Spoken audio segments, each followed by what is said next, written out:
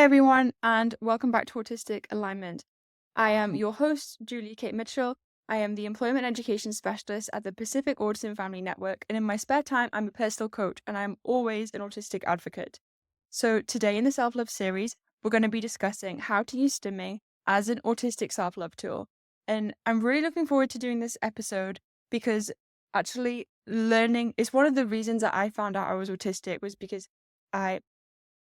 certain things happened in my life and my stimming increased to the point where it was noticeable and I had to develop some healthier strategies. So I'm really looking forward to discussing this with you. So thank you everyone for returning and listening to the show. So let's get in. So for those of you who don't know what stimming is a tool that we use to help us regulate ourselves and the sensory input from the world around us. And by regulate, I mean emotionally regulate. So to calm ourselves, to relax our nervous system, or the opposite, to rev it up if we're feeling like we're too relaxed and we need more coming in. Some examples of stimming are rocking, hand flapping, humming, or even fidgeting with an object, and we'll get to some more specifics in a bit. Stimming for short is known as STIM, so you might have heard this term, or the longer form is self-stimulatory behavior, abbreviated to STIM. Oh, I said that. But I don't always like the term STIM. This is a personal rant. I don't like the word STIM because st is when I was doing toe by toe book at school, and I would have to read out all the different and I would always skip the st because it doesn't sound nice. I wish it had rounder sounds instead of T, like suming or something. But yeah. So because stimming helps our nervous system and it helps us stay balanced, it acts as kind of like, imagine we were like a valve. And when we stim, it kind of like is a release. It helps us get rid of all the stress and anxiety or excitement out of our system so it doesn't just keep building and building and building. However, it's often been misunderstood and stigmatized in society. And the word stigmatized means like it's either disgraced or it's seen as a disapproved by other people. And this is a shame because, well, stimming isn't something that just autistic people do. Everybody stims to some degree. Like maybe people play with their hair, or some people tap their foot, or flick their pen, or play with their rings when they're talking. This is all example of stims. However, it's just a smaller example of a stim, and the reason behind the stim might be different for when you're autistic. However, some people say, well, if everybody does it, what is it that makes it autistic if everyone does it? Well, the thing that makes it specifically an autistic stim is the reason for it. And the appearance of it is often more noticeable and the frequency of it. So, for example, in autistic people, we often experience the world differently. So this might be the sounds and louder and smells are more smelly and we're more sensitive to touch. And this is known as being hypersensitive, or people might be hyposensitive. So lights don't appear as bright and they're more likely to want to sniff lots of things because the smells themselves aren't as strong. And same with touch, they're more likely to crave hard touch. And this, in itself, there's changes from individual to individual, but it also changes within the individual across the lifespan or even week or hours. So no one is necessarily fixed to these things, but this will affect their reason for stimming, or our reason for stimming, I should say.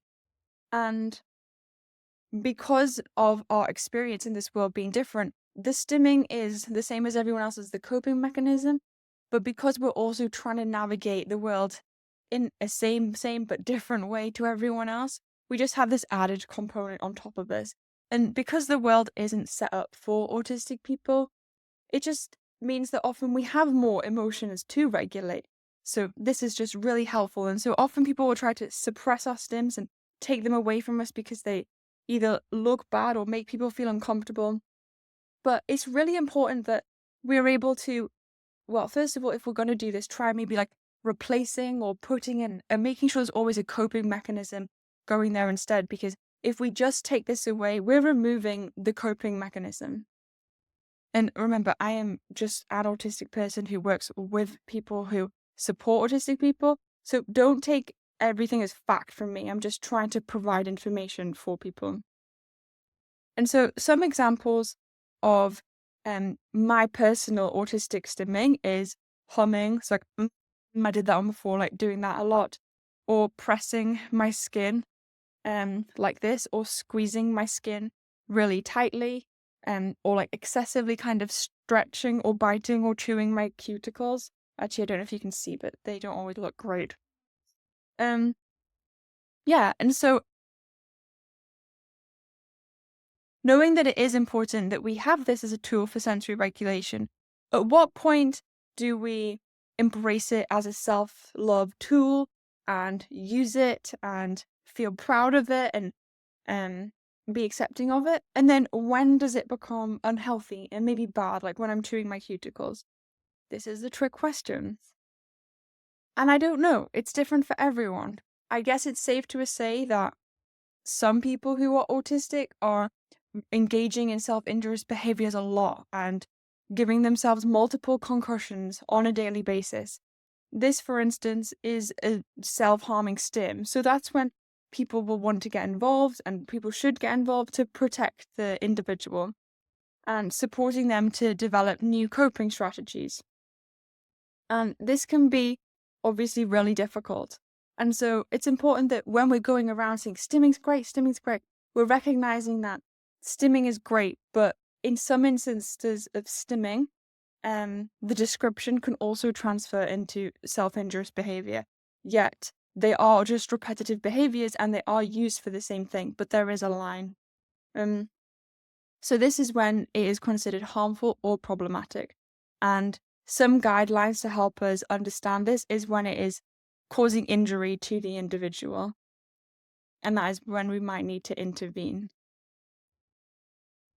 But for people who are not causing themselves pain and they are, or actually it can't even be causing self pain, but for people who are, let's say, more socially orientated, so they are more trying to fit in, maybe they are extroverted or maybe they are insecure about their stims and they try to hide them from other people, or maybe not everyone even has the ability to do that because they don't have as many coping strategies. For those people who do consciously try to hide it, this is called masking.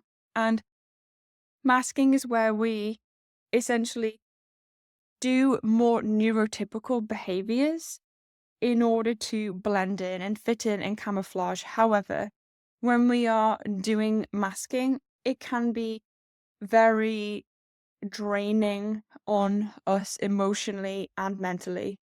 Some examples of masking would be standing still in a line instead of maybe playing with our fingers or rocking or stepping from side to side, pacing or hand flapping. And some of the reasons that people will mask is because we are scared of judgment from other people, and we have a right to be scared of judgment. People can be judgy, and we have a desire to fit in and feel normal and accepted by the people around us. There is also cultural and social expectations. So if you're a woman, you might do a stim that is considered not feminine, or vice versa. And so we want to fit in that way. We might want to do like more neurotypical norms and not appear maybe disruptive or like we're trying to stand out or be attention seeking. It can also in some places be really damaging for us to do stimming. It can be harmful. Like in some countries, people are like locked up or worse deemed like mental cases and things because of their stimming. And so this is one of the reasons that I want to advocate and talk about it on here, because it's not a bad thing. And if people were more aware of it, then it would make masking and doing it not seem like so much of a bad thing. Um, and yeah, so we have to keep those people at risk and know that for some people there is a genuine safety concern and that they might be at risk if they are stimming. And there is also internalized shame. So when we stim, we feel like, and I really went through this process after finding out I was autistic because my stimming, like I said, was really heightened and I did have a lot of shame about it. And I, well, yeah, it wasn't good, but I'm coming a lot more now to accept it and embrace it as a coping strategy. And to be honest, since I've done that, I have felt like I've really, how do I say, become more comfortable in my own identity, which is nice. And what are some of the ways in which we mask our stims? Well, for some people, this could be consciously, mentally controlling it. I definitely fall into this category. So when I was younger, I would just really try hard to sit still, but I actually just really wanted to rock. And then when I didn't rock, I would always complain of having like a bad back. And to be fair, I still do this. But that is one of the examples, is just trying to hold our body really stiff to be like everybody else. Um, and then we might wait until we're alone. And then my one was I would shake my shoulders like side to side when I was by myself. And just like have that feeling, just like a release after a big day at school. We might redirect our stims. So we might, instead of doing like maybe a big stim that people can see, one thing that I used to do when I would stand in the line at school, because I would always be told, Julia, stand in line, Julia, don't move, just Julia. And so I would stand there and then I would curl my toes like this in my shoes, like up and down, up and down, up and down, to give me that thing to focus on, to just feel like in some way I was able to move my body. And then other people might internalize stims, such as repeating words in their head or tensing muscles. And so repeating words in their head. I'm thinking of all the words that I repeat in my head. In fact, to be honest, there's so many. But yes, to keep us focused on doing one specific thing and not doing the other thing that we need. Um, being able to just repeat phrases, repeat phrases, repeat phrases. It can even be things like counting over and over again to give us something to focus on. One of my things that I will often say to myself is like, I am happy, I am happy, I am happy, I am happy. To remind myself to smile. I can't, I don't think I've ever actually said that out loud, but that can be one of my stims. And another thing is environmental adaptation. And because often different environments will encourage us to stim in different ways, we will force ourselves into just going to certain locations and avoid going to other locations because if we know that it increases our stimming behavior and we don't want to stim in those environments. So again, for me, I will do absolutely anything possible to avoid going to the supermarket. But actually, my pharmacy is in the supermarket, so I can't always avoid it. But I think this is probably also very true for other autistic people. They might have certain places that they will not go to because of their increased stimming and being conscious of what other people will think of them. And those environments can also be seen as triggers. And some people will have triggers that will cause them to do stimming, like maybe it's it's noises or flashing lights or certain sounds. And so they'll avoid those places because they know those places trigger stimming. And then once they've started stimming, they'd probably be conscious of the people around them and how the people around them will react to them. And, you know, I'll just give an example. For my birthday a few years ago, it was around the time when I was still uncomfortable with my stimming. I went to a restaurant for my birthday and I really did need to stim because, well, I don't really know the reason. It was a long time ago, but I needed to stim. And there was a lot of background noise and I was having a hard time concentrating on what people were saying. And I just I would burst into tears and just cry the whole time during my meal. And I think actually I ended up getting my headphones out and sitting with my headphones on for the meal. But this is just an example of how, yeah, different environments can trigger different responses from us. And like I said, when we do try to hide these things, it can cause us mental exhaustion, and it can have increased anxiety or stress because it's so difficult constantly having to monitor how you appear and act in front of other people to be accepted. Or often it's just, for me, it's often because I don't want to scare people or draw attention to myself. And now I have allowed myself to stim. I'm now aware that I do draw attention to myself, and I'm still insecure that people might think I'm a attention seeker. But at least now I try to just accept myself. And it's okay for other people to have their judgments. That's not my responsibility. But it's part of being a self-advocate. And over time, doing masking can really wear away your mental idea of who you are. Because for me anyway, when you have to repress your own emotions to make other people feel more comfortable, you become very good at guessing the type of things that make other people feel uncomfortable. So then you become more in tune with what other people think of you than really what you think of yourself. And because stimming is often our like emotional response, that's how we gauge how we feel.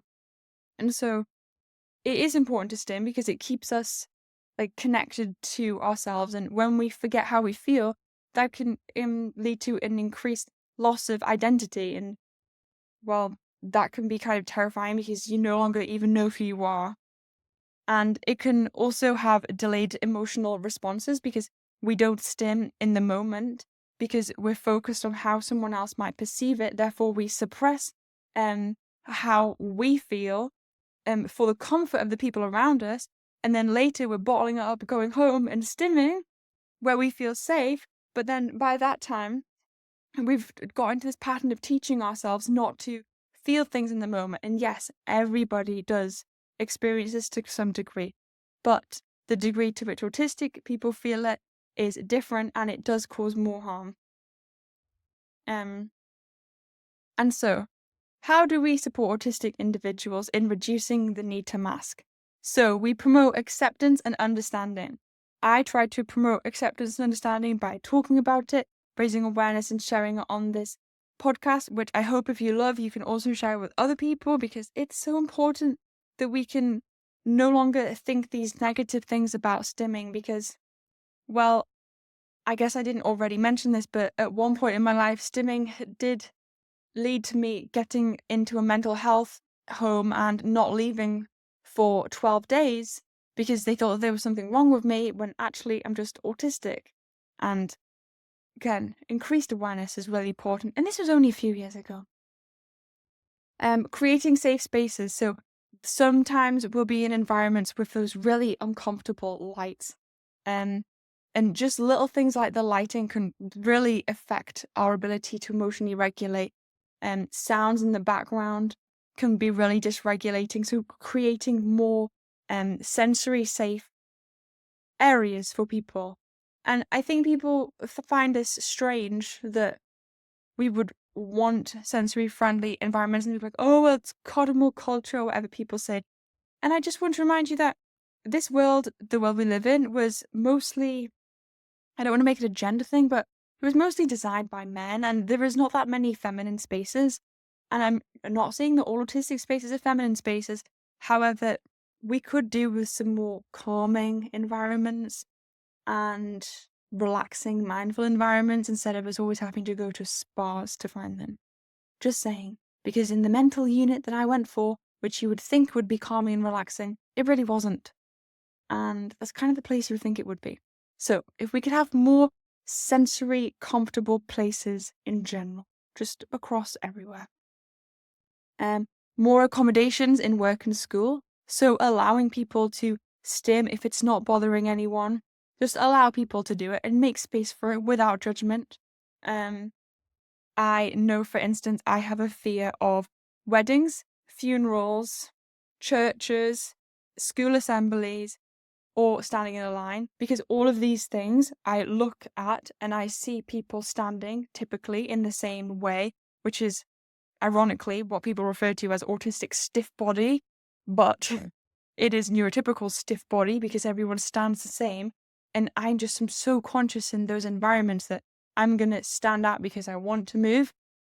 And I just will start looking around and I get distracted. And I can guarantee you other people on listening to this can relate. yeah, so just creating more acceptance and like allowing people to just be themselves or go into a different area if they want to move or stand up when they work instead of sit down. And another thing is that stimming has unfairly been labeled as a dysfunction and something that's like sick and unhealthy. And so I just want to make it clear that like if we hear this type of language and any language that kind of medicalizes autism, actually we shouldn't get rid of all medical language because we do need some of it in order to get funding.